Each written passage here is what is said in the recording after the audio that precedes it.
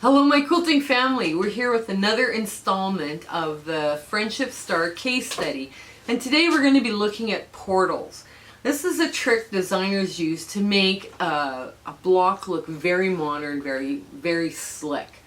Now this is our Friendship Star, right? It's pretty basic. It's it's got like 4 half square triangles and a center accent and 4 blank corners.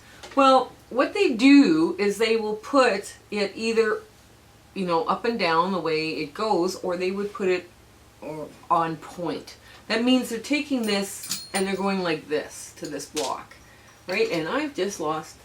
We bought new hangers, and some of them are having issues. So basically what we're going to do is we're putting this on point. So I'll show you how to do the porthole part of this, and then you can decide whether or not you're going to try putting it on point or straight up and down. But this is a great fast way to make something look very different. Okay, come here and I'll show you how to cut everything and sew it. So what you need to make this block is a 12.5-inch square of fabric, and I folded this so that it will keep its crease. I'll show you what we're going to do with that later. That's going to be the outside edge of the block. You need a small rotary cutter. Now my rotary cutter here is from Clover, and it was a slash cutter, so it doesn't have a safety guard on it. So when I'm cutting, I'll be asking my cameraman to pass me my safety glove because I don't want to cut myself again. You need a pencil. Now I draw pencils because this blade isn't as sharp as it should be. And I have an easy cut circle ruler, right? So we're basically going to cut a 9-inch hole in this fabric here, or a 9-inch diameter hole in this blue fabric here, and we're going to make this into a 10-inch square so we can cut it down, or 10 and a bit inch bigger, so we can make it into a 10-inch circle. I know that it sounds like it's not going to work, but it will, trust me. Okay, we're still planning to do a big thing on circles and curved piecing, but this is where we're at right now. So what I thought I'd do is I would shortcut this a bit, just to show you that we have a little 6.5-inch, and it's basically just a 6.5-inch square here that we've pieced together, and I can give you the cutting instructions for this. And then we're going to sew around 2-inch strips in the same background color, and just all over around the block like so. And then we're going to take an accent color and sew around that as well, just to make it a little bit bigger and give it that little edging pops of different colors right at the edge before we meet the blue square. So I'm going to shortcut the cutting or the sewing, because you know how to do this. You know how to put the short pieces on first, then the long pieces, then you go around again with the short pieces and the long pieces. But the cutting of the circles is what's so important. So I'm going to shortcut it, and I'll be back when I finish sewing this all together. All right? Okay, so we're back. We finished sewing all the pieces around the block, and I just pressed to the outside. And what I did is I also pressed a line to fold it in half and fold it in like 4 again. So basically I've got now 4 pieces, and I've got 4 directions marked. I did the same thing with our 12.5-inch square, and this will not only will it help me line up whether or not I'm going to be on point or whether I'm going to have a just a regular star going up and down, but I chose the star to go up and down, by the way. It's just to keep it simpler and not go on point. But now I have marked lines in all 4 quadrants. So what I'm going to do, I'm going to cut one at a time. Now this is really important, and please do not mess this up. What you need to do is you put the fold edge towards you. Now the circle ruler, my circle ruler, any circle ruler will do. My circle ruler has a half circle with a seam allowance and a folded circle as well, right? So you put on the fold line, it'll tell you to put it on the fold line, and this is your fold line, or if you just need a half circle, it's a dotted line. That's my easy circle ruler. So I'm going to put it there. All these rulers work differently. So I'm going to put it so I can cut with it. And I'm going to just try and line this up the best I can, right, with my cutter. So I am going to cut a 9-inch circle. So I'm just about there. So I'm going to try and cut a 9-inch circle out of here. Now, normally I cut with standing because it's simpler for me. And I'm going to put my cut glove on because that rotary blade is a little, not necessarily the sharpest. Okay, so now I'm also going to put the line so it's not there. Now I'm going to just draw the line here with a pencil. Just the line I'm looking for is here. In case my rotary cutter doesn't cut everything, then I've got a line marked where I can cut with scissors. Okay, so let's go, let's try this.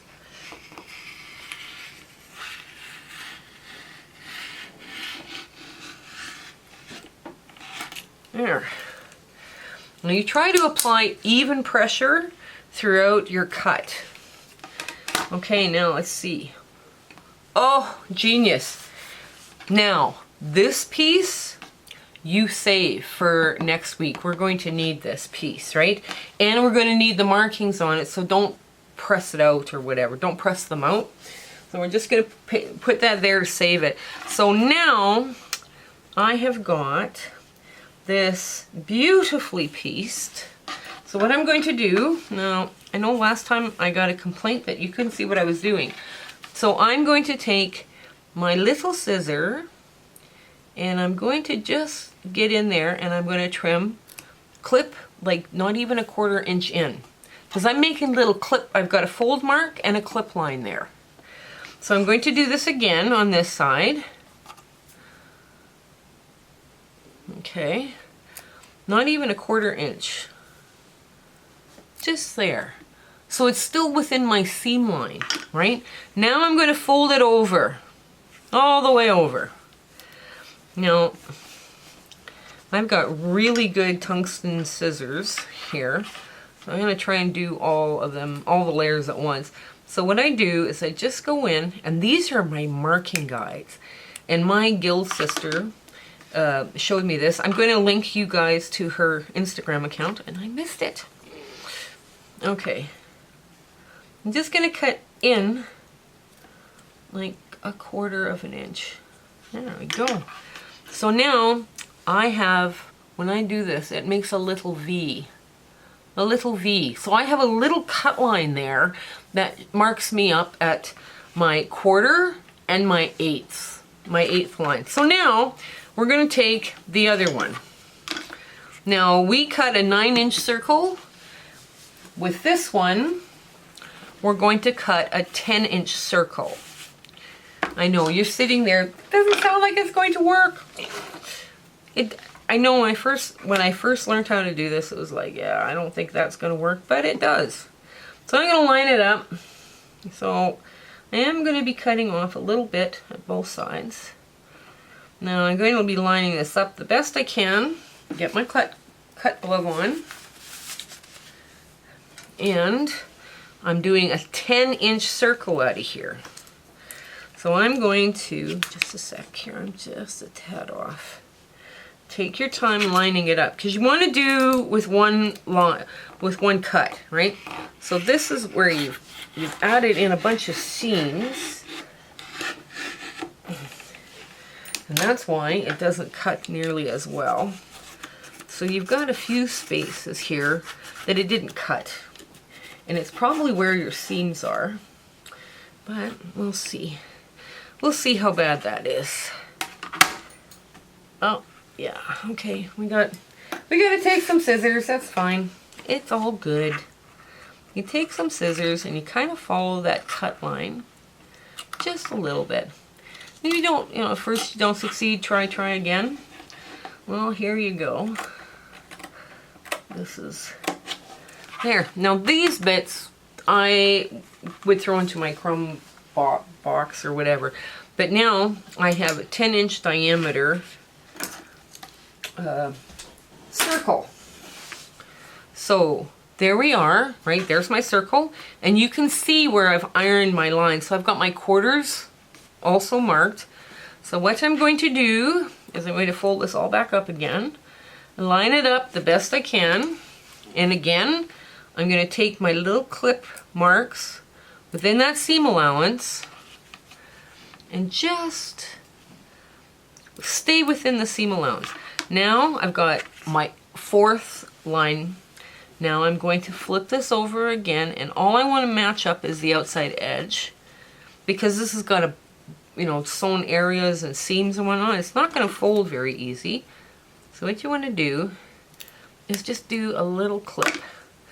You got to make sure you get all, so you've got that little notch that you can see, and that's going to end up within your 1/4 inch seam. Okay, so let's look at the sewing. Here, we'll clear some of this off and we'll get the sewing. Okay. Yeah.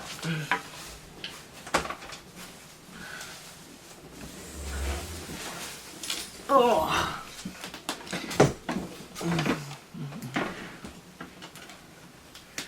Okay, so now I'm going to put my circle on the bottom.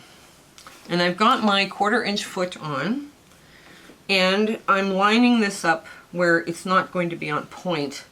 So this point right here, hang on, this point right here goes like this. Now I'm going to find my little mark here. So I've got 2 little marks here, right? I've got one here and one here. So I'm going to line those 2 little marks up really close, and I'm going to hold on to them. I'm going to find my foot pedal because it's got dragged off across the room. And I have to turn on my light. I'm sorry if there's a glare. Okay. Now I'm just going to sew a quick little back stitch, just because that seam is so thin there. Now I'm going to find my next little divot, which is here, right there. You can see that. It's a little line divot there, right there. Tiny, eh? And one here. And that's... So I'm going to match those 2 up and hold on with my left hand, or my right hand, and then just kind of feed this gently through. You want to ease in that 10-inch circle into your 9-inch porthole. And it doesn't really take that long. Now where I've hit my little divot mark, my little marking, I make a little half stitch or back stitch. So now I'm looking for the next one, and it's here, right here, and right here. So let's line it all up and hold on, and we're going to use the left hand to ease in. A discussion was held the other day about whether or not we would move the seam in, fold it, the seam in or out, or press it open. There's some people believe you should press it open. Some people believe that you should press it into the middle, and some, you know, it's kind of like... The issue with this is sometimes it's got more to do with thread count, because if you were dealing with some really heavy weight, low volume, it wouldn't press back on itself, right? Or, you know, if the circle that you're trying to make is, the material is like almost like a, I don't know, something that you would use for a tote bag, it's not going to press in. And I'm at the divot, so I backstitch. It's not going to press in on itself. It's going to insist on going this way if it's the circle. So, you know, sometimes it's easier just to go with the flow, you know, and just make it happen. So on my divot, and another divot, and I'm going to line up my little divots, my little cut marks, and there. And just ease this in.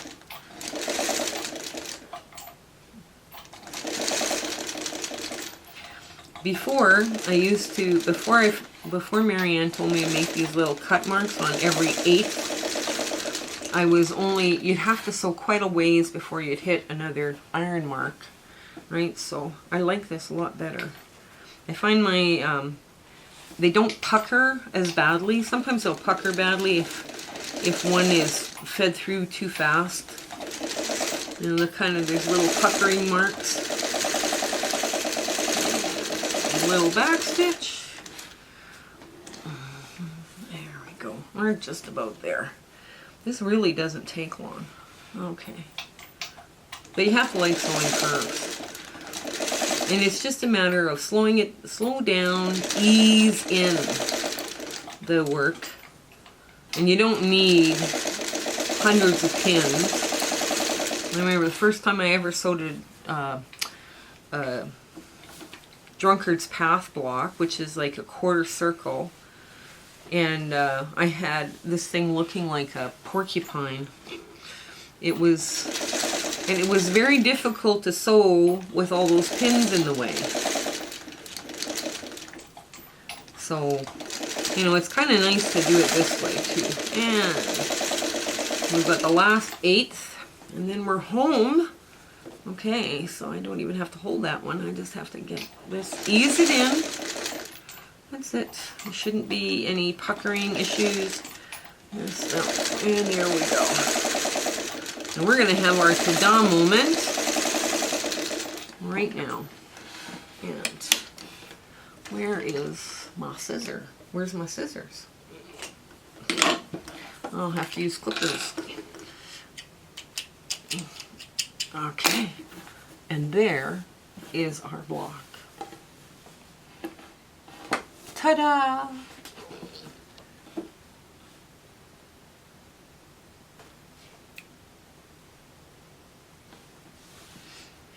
So I will iron this and then we'll get back. We'll get back. But you can see, if you press this to the outside, oh, there's my little thing. If you press this to the outside, what's going to happen is it looks like you've done a reverse applique. So if you press to the outside, this looks like a reverse applique. If this were to fall in place, and that's the reason why it's falling out, is because it has all the seams and it's just pushing it that way. But if you were to sew it where iron it so all this part folds in, it looks like you've appliqued on top of the block, right? If you open the seam and press it open, like people suggest, then your block lays totally flat because your bulk in your seams is distributed, right? Because this has so many seams along the edge, I'm just going to press it so it goes this way. So I'll meet you back here in a minute. And here's our freshly pressed block. Isn't that cute? And this is something about contrast, right, that people need to know. Because this is a much darker blue to the background. You can see this friendship star just pops out at you. Where these ones are a little bit lower, a little more subtle, and they still are cute, and they're still really neat, but on this one, for instance, you see this graphic print. You don't really see too much of the star, because it needs more contrast. But that's okay. That's something you need, you know, everybody makes mistakes on that too. But this is something I just love doing because I think it adds a really fresh, modern look to your quilts where you have different blocks like this. Now I could have made this on point very quickly, like this block, just by taking my 1/8 and tipping it, right? So it would look like it was on point. Anyways, I do hope you try this technique. I would love to hear your thoughts and comments. You know, please put them in the show notes below. I try to answer all of them, and I would really like to take the time here to thank you for supporting our channel. My spouse and I are impressed how quickly it's growing, and we're very happy that we have a lot of viewers now, starting to get more viewers. But we still want to keep that little channel feel. So I hope you have a fabulous week. And I hope everything goes your way. Okay, we'll see you next week. Bye. If you have questions about what you saw in this video, or you have ideas for content or something you want to see us do, please put those comments in the description below. But also, while you're there, like, share, and subscribe with your friends. That would really help us out. Okay, I want to thank you and have a great day.